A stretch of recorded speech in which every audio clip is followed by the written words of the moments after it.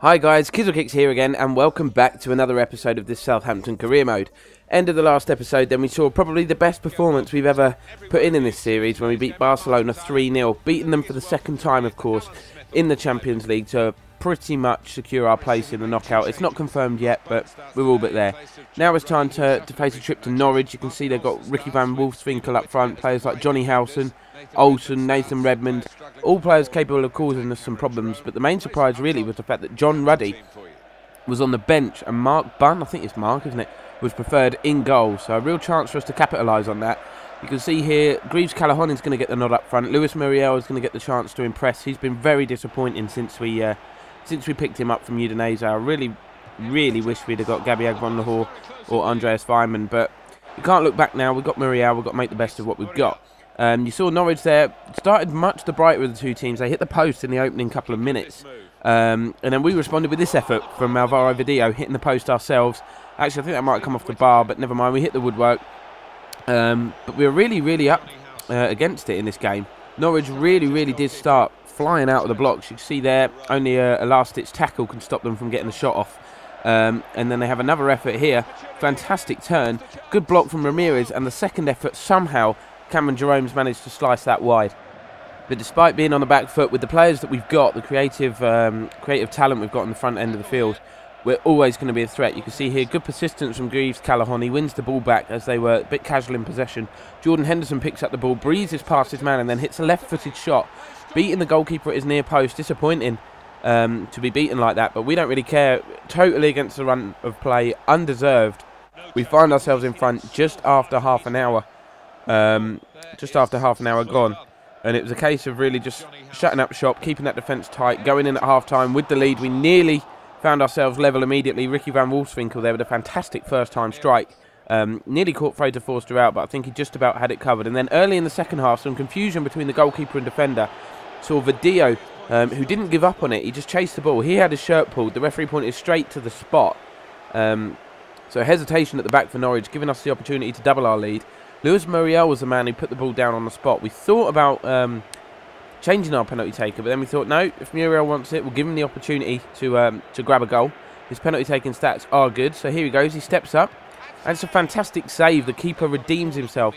Not the strongest penalty. If you're going to place it, you really need to make sure that you put it right in the corner, and he didn't do that. And that really sums up his Southampton career to date so far.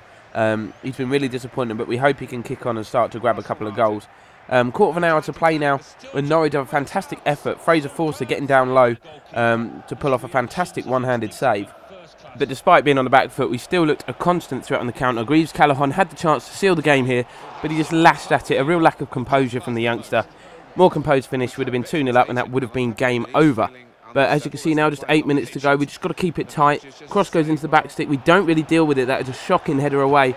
And the ball is eventually swept home by Stephen Whittaker, not known for his goal-scoring ability, but he hits it first time on the swivel, leaving Forster with little chance of keeping that out.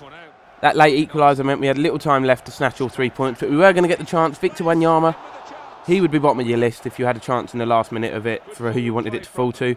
He swept that one wide, but we got one final chance deep into stoppers' time. Mane here cuts the ball back. Alvaro Vidillo swept it home.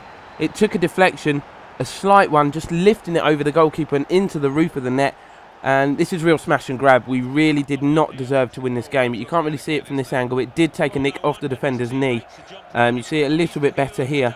Actually come off his thigh and just lifted it over the goalkeeper into the roof of the net. So we just had to keep it tight for a couple of seconds to get all 3 points. We nearly had a chance to make it 3-1. Callaghan, though, the keeper pounced on the ball, but that was the end of the game. The final whistle was to go there.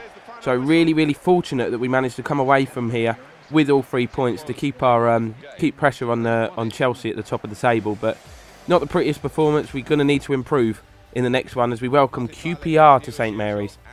Now, like Norwich, QPR are going to be a team that you expect to come at the lower end of the table, but they do have a lot of quality in their squad. We're going to look at our starting 11 first. It's a much stronger 11 than the one we put out against Norwich. Hoffman, Fonte comes in because Zuma picked up an injury. We've got Podolski, Draxler back in the cam role, and Vidillo in that wide position. Long, the main man up front.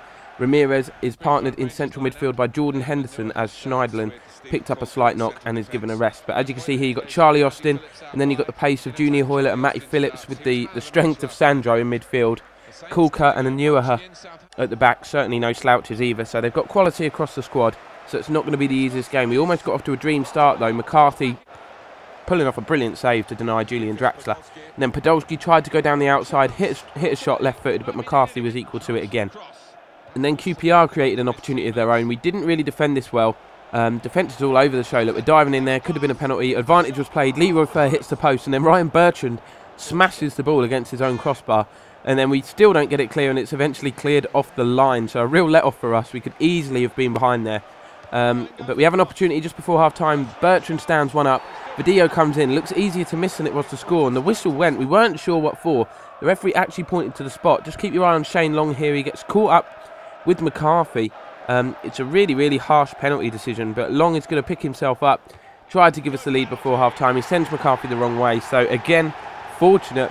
But we have got that goal, the opening goal of this game, to put us ahead. So it was really just a case of keeping it tight, hoping to push on early in the second half and kill this game. Another good penalty from Long. He just sends the keeper the wrong way with the eyes. Beautiful penalty. And it's nice to see Shane Long scoring regularly again. But early in the second half, just before the hour mark, QPR came forward, as you would expect with the team behind. They had a great opportunity here. Charlie Austin gets the better of his man and stands one up to the back post. Leroy Fer forces Fraser Forster into a fantastic reaction save. And then a poor kick out from McCarthy, who had a good game. Gave us the opportunity to go 2 up. Draxler fed the ball in here to Jordan Henderson, but wild shot, not troubling McCarthy at all, just flies wide. And then 2 minutes to go now, probably the last attack for QPR. Is it Stephen Kulka? Yeah, he plays the ball back. It's actually a 1-2, and the cross comes in, and Kulka beats Forster to the ball to get QPR back on level terms. Shocking. Where is the defence at? 2 QPR players just going through unmarked in the last minute of a game when you're trying to hold on for the victory. And QPR get level. In the last minute, then we appealed for a free kick there. The whistle went. We thought we'd got it, but it was in fact the full-time whistle. So a really, really disappointing result for us. After leading for so much of the game, to concede a late equaliser at home to QPR is not what you need. Definitely 2 points drop for us. So the final game of this episode then sees us travel to Villa Park to take on a Villa side. I said it before, on their day, they are capable of beating any team in this Premier Division. I know a lot of the teams you could say that about, but Villa really are. If they're on form, they're difficult. You can see Gabi Agbonlahor is starting up front, a player that we could have signed. We chose to bring in Luis Muriel instead, but they've got Kieran Richardson, Fabian Delph as well, the England international, in midfield, so it's not going to be an easy game. We're going to have a look at the squad. It's very, very similar to the one that saw that we took on QPR with Schneiderlin and Wanyama, though the midfield pairing. Zuma is still out, so Hoffman and Fonte again at the back. Shane Long leading the line as usual. But Villa come flying out of the blocks. We were really caught cold here. Ashley Westwood, it's going to have the opportunity to give them the lead, and he takes it. Just sweeps the ball past Fraser Forster into the bottom corner of the net. 5 minutes in on the clock, and we find ourselves behind again. Defensive frailties. We really need to sort out that back line. Zuma is, it is clear that we are missing Kurt Zuma at the back there. His pace and just sheer presence does snuff out a lot of attacks from the opposition. But we're going to show this highlight here. Alvaro Vidillo picks up the ball by his own corner flag and decides that he's just going to go on a mad one and take on the whole Villa team. He gets all the way into the area. At this point, you're begging him just to cross it, but he cuts back and goes for goal himself, selfishly. But Shay Given pulls off the stop, and then eventually a free kick is given. I'm not quite sure what for, but it was given against Vidillo, and Villa get away with it. Desperately wanted that to go in, to be fair, after all the hard work and that 70-80 yard run. But just over half-hour mark, we started to find our grip on this game, and Shane Long, no one in support, so we just decides to hit this one from 30 odd yards, and that is a phenomenal goal. Really, really just hit it low, and the ball just stayed the same height, really. Didn't bounce. As you look at the replay here, you can see just how impressive it is. A really, really accurate strike from Shane Long. He had no other option. Used the defender as a bit of a shield, and then that is just curling inwards all the time towards goal, giving the keeper no chance. Then Agbonlahor on the right, he gets a cross in here, and it takes a nasty deflection and tests the concentration and reflexes of Fraser Forster, who manages to tip it over the bar. But just before half-time, Villa had another opportunity to take the lead. A mistake from Podolski, but luckily for us, they didn't capitalise on that. Into the second half then, and this wasn't the most eventful 45 minutes, but Alvaro Vidillo skips into the box here, cuts the ball back. You're just screaming at Draxler to take the shot.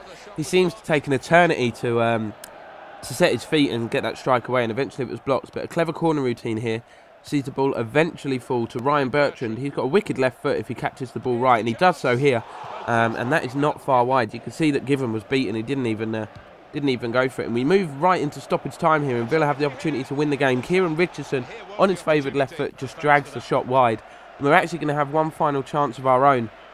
Greaves Callaghan showing good pace and determination. He goes past his man. All he's got to do is hit the target, you feel, but Shay Given putting his age behind him to pull off a fantastic reaction save, and there is the sound of the full-time whistle. So another draw, 2 points dropped in this one. I'm not sure. It's a difficult place to come, especially a difficult place to leave with 3 points, and going behind so early on, we are quite happy that we managed to fight back and get the point in that one. But you can see here people recognising that Luis Muriel's performances are not what you'd expect, and with the transfer window approaching, we've got a decision to make. Do we keep him or do we try and move him on? But after 13 games then, we're going to have a look at the league table. We are second in a healthy position, just a point behind leaders Manchester City. We're level in points with Man U, and you've got Spurs and Chelsea just a point behind us. You can see the top 5 very close, just 2 points separating us all. And you've got the chasing pack as well, featuring Liverpool and Arsenal. So by no means set in stone, but we are roughly where we want to be. Of course, the aim is to win the title this year after finishing second last year. But that's going to bring the episode to a close, guys. Check the links in the description, and we will see you again soon.